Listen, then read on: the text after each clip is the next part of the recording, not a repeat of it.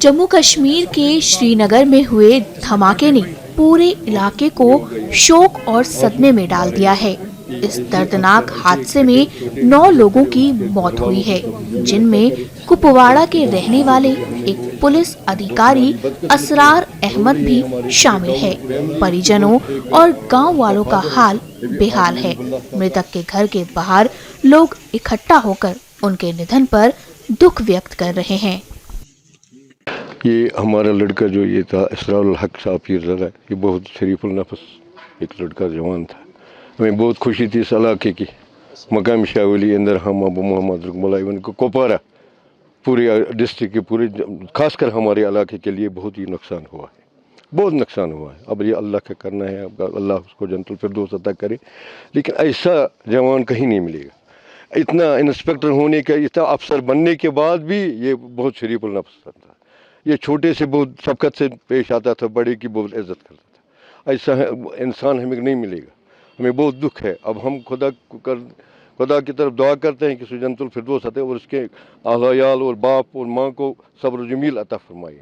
हमारे लिए बहुत नुकसान की बात है, क्योंकि जब हमारे ये इस इलाके के अगर हम ये जवान हमारे समझेंगे और ये हमारा इलाका ये मकाम शाहवली लोग समझेंगे छोटे बड़े कि कितना नुकसान हुआ है, वही खुदा ही जानता है क्यों क्या नुकसान हुआ है। कि जबकि यहाँ हमारे आशिक साहब बुखारी जो इस वक्त रिटायर्ड DIG है, हम उसका भी शुक्रिया करते हैं। जब वो था SSP यहाँ श्रीनगर में या कहीं जगह भी, असली वो रहने वाला था यहाँ क्रूर का, लेकिन रिहाइश पजीर वो इस वक्त द्रुगमुला में है।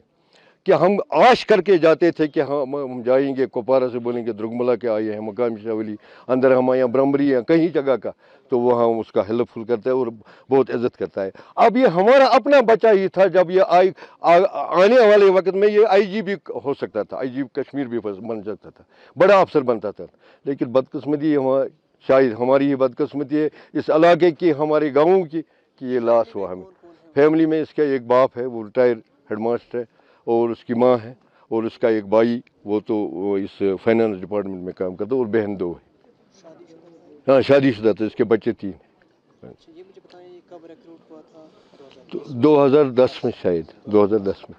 अचानक जब हमने ये बात सुनी, हम सुबह नमाज पढ़ने के बाद अचानक हमें ये खबर मौसूल हुई कि ऐसा हुआ। हमने आज तक ये सोचा भी नहीं था, और जैसे मैंने ये खबर महसूल की लोगों के द्वारा, तो मुझे ऐसा लगा कि एक झूठी अफवाह है, क्योंकि ऐसा लगता नहीं था कि ऐसा हो।